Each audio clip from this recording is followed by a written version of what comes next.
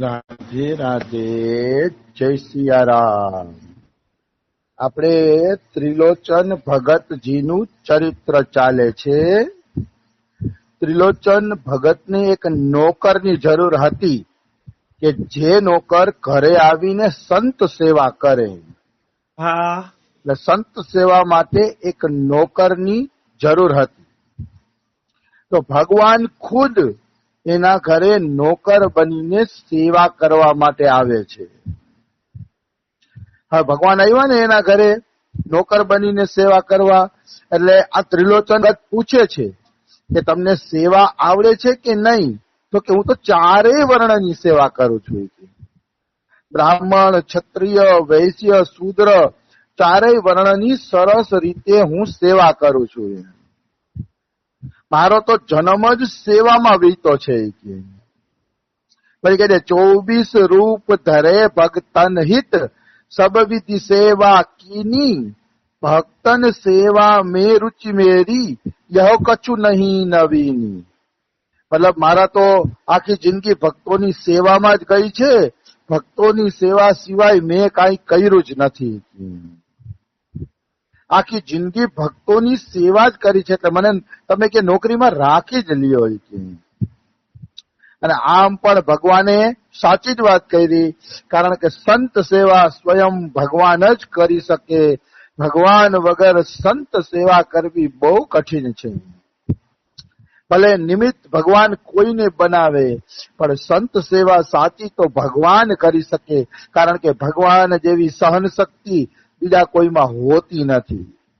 તુંડે તુંડે મતિર ભિનાહા, અલગ અલગ પ્રકારની ખોપડીના સંતો આવતા હોય ભાઈ, એ બધાને હાચવા તો કેવલ ભગવાનનું જ કામ છે, બધાનું કામ નથી. કોઈ એમ કે ફલાણો વ્યક્તિ સારી સંત સેવા કરે છે, તો હું તો એમ કઉ છું કે એની અંદરથી ભગવાન ઈ સેવા કરાવી લે છે. નહીતર તુંડે તુંડે મતિર ભિનાહા, બધાને હાચવા એટલા સેલા નથી. બિલકુલ અતિશય કઠિન છે, એમાં કોઈ એટલે કોઈ શંકા નથી. એટલે સંત સેવા ભગવાન જ કરે છે. તો ત્રિલોચન કહે છે ભાઈ સેવા ધર્મ ખૂબ જ કઠિન છે. રામાયણમાં કીધું છે સબતે સેવક ધર્મ કઠોરા. ભરતજી જયારે પગપાળા આયલા જતા હતા ને રામને મનાવવા માટે ચિત્રકૂટ, ત્યારે પગપાળા જતા હતા ને ચંપલ નહોતા પહેર્યા. તો સેવકોએ કીધું કે તમે પાલકીમાં બેસી જાઓ, તમે ચંપલ પણ નથી પહેર્યા તો પાલકીમાં બેસી જાઓ. ત્યારે આ ચોપાઈ આવે છે સિર ભર જાઉ ધર્મ અસમોરા, શબ્દે સેવક ધર્મ કઠોરા. ત્યારે આ ચોપાઈ આવે છે મારે તો માથું કસડીને રામ પાસે જવું જોઈએ. સેવકનો તો ઈ ધર્મ છે. હજી તો હું પગપાળા હાલું છું ને કે મારો સેવા ધર્મ લાજે છે, કે મારે તો માથાના બળથી જવું જોઈએ, ભરતજી એમ કે છે. તો સેવા ધર્મ બહુ કઠિન છે. યોગીઓ પણ એવી સેવા કરી શકતા નથી.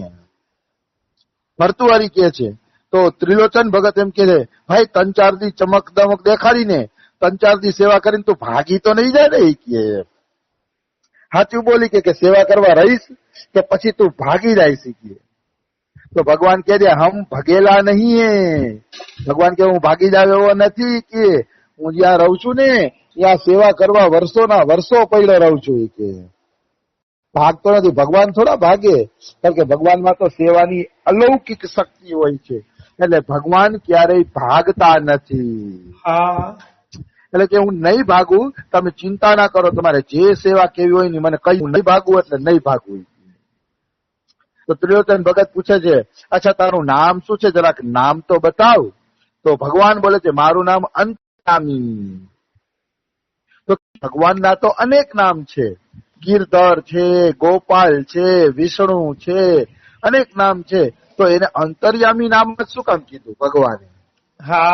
તો અંતર્યામી નામ એટલે કીધું કે ત્રિલોચન ભગતને એવા જ સેવકની જરૂર હતી જે સંતોના મનની વાત જાણીને સેવા કરે.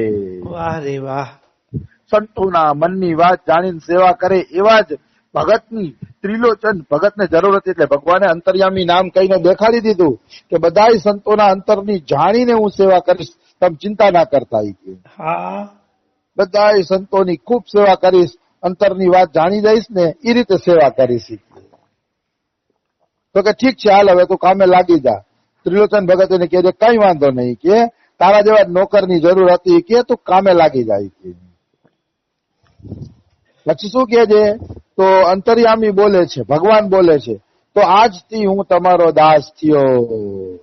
હા મતલબ આજથી હું તમારો દાસ બની ગયો.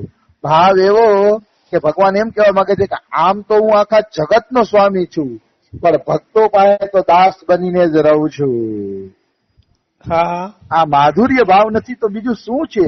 આખા જગતનો નાથ ભક્તોની પાસે દાસ બનીને રહે છે.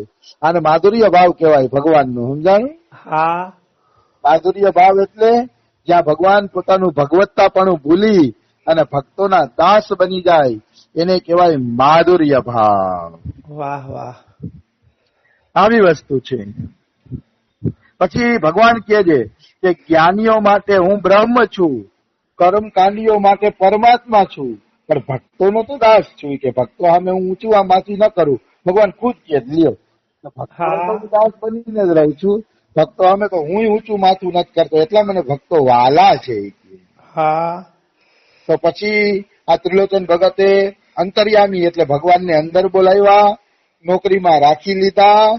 પછી એનું કર્યું, એને નવી કામરી ઓઢવા માટે આપી, હા નવા કપડા આપ્યા, ને ઘસી ઘસીને ભગવાનને નવડાવ્યા, કારણ કે મેલ જામી ગયો હતો.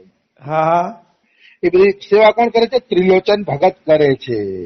હા તો એ લખે છે કે આમ તો લોકો છે ને નોકર ચાકરને જૂના કપડા આપે, હા નોકર ચાકરને જૂના કપડા આપી દે, નવા કપડા આપતા નથી. હા કારણ કે બધા એવું હોય જ કે ઉતરેલા કપડા નોકર ચાકરને આપે.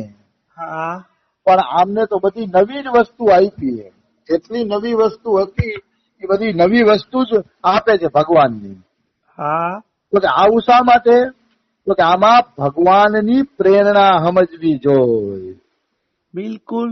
આમાં ભગવાનની પ્રેરણા હતી. જો જૂના વસ્ત્ર આપી દેત ને ત્રિલોચન ભગત, તો ભગવાન તો લઈ લેત, કારણ કે ભગવાનને તો ભક્તોના ઉતરેલા વસ્ત્ર ગમે છે.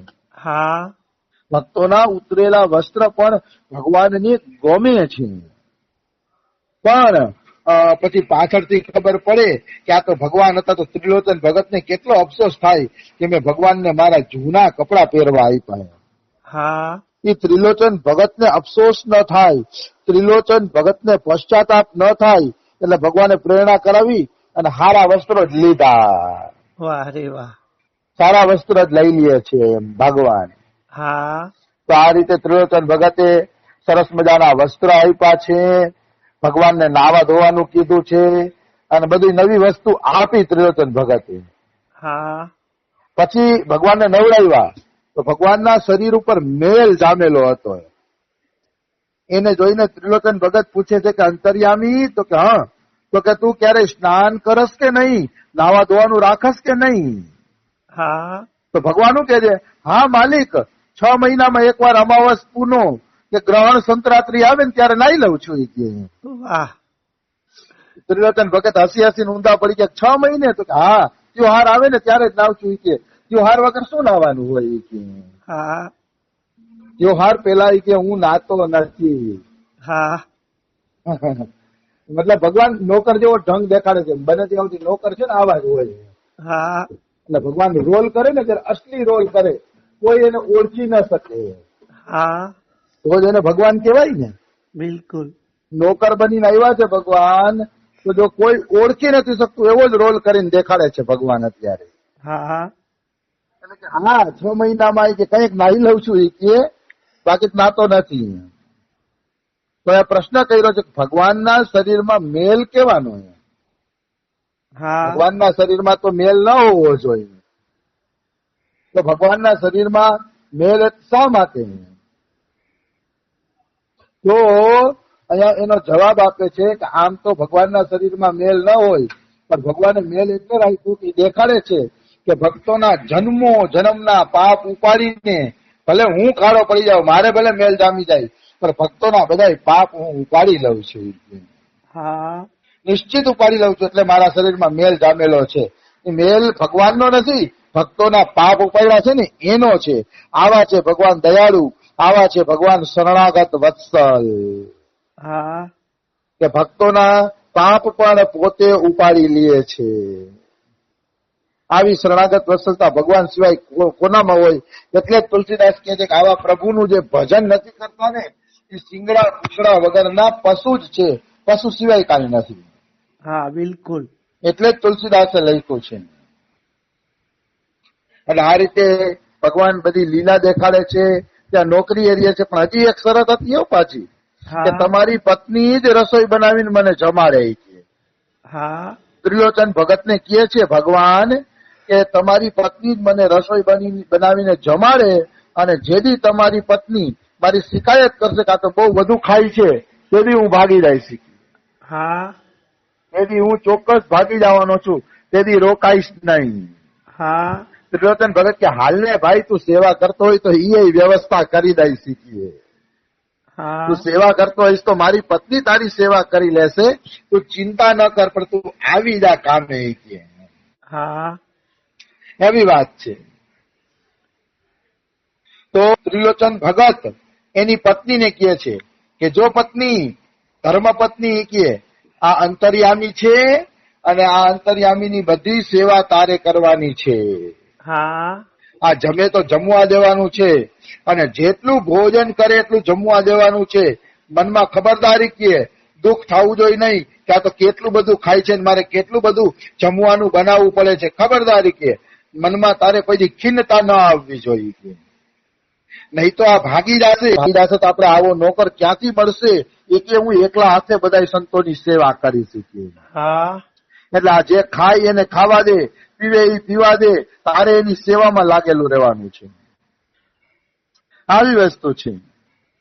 તો ત્રિલોચન ભગત શું કહે છે એની ધર્મપત્નીને કે તું ભાગ્યશાળી છો, કારણ કે જે સંતોની સેવા કરે છે એની જો સેવા મળી જાય ને તો બહુ મોટા સૌભાગ્યની વાત છે.